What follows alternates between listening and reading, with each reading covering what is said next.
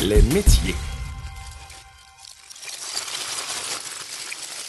Bonjour, mon nom c'est Patrick Vallerand. Je suis technologue en transformation des matières plastiques et précisément dessinateur-concepteur de moules à injection de plastique.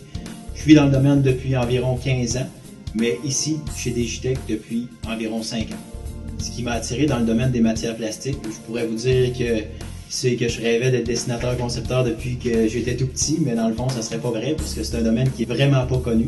En réalité, je regardais, quand j'étais en secondaire 5, je regardais les programmes qui étaient offerts, puis j'avais trouvé des affinités avec ce programme-là qui me convenaient.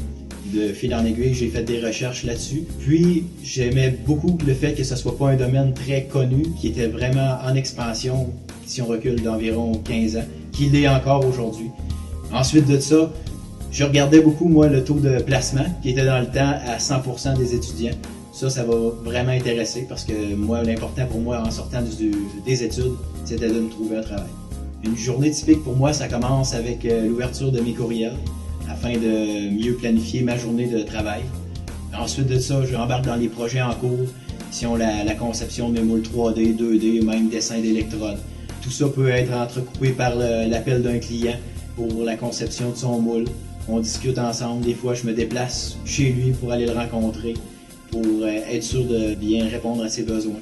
Aussi, on a des meetings ici à l'interne de production pour mettre le dessin que j'ai fait, l'adapter au procédé ici dans l'usine pour s'assurer que le moule va être conforme aux attentes du client et facilement concevable ici à travers le procédé.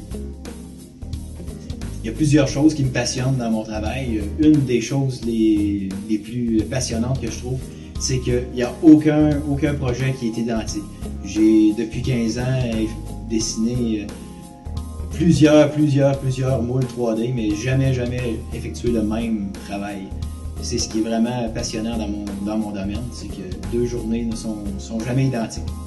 Une autre chose qui me passionne aussi vraiment, c'est la visibilité qu'on peut avoir des projets qu'on a réalisés.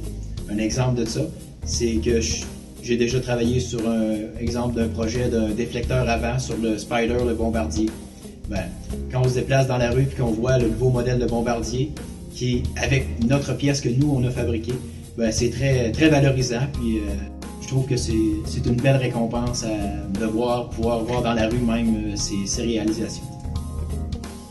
Les qualités requises pour être un bon dessinateur-concepteur de moule d'injection de plastique, une des premières serait la débrouillardise, parce qu'il faut apprendre à se débrouiller puis à s'arranger seul pour résoudre les problèmes qu'on fait face.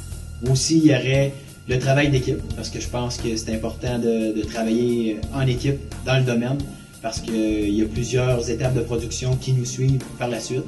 Puis parce qu'on est le premier de la chaîne, puis c'est important que le travail soit bien fait au départ.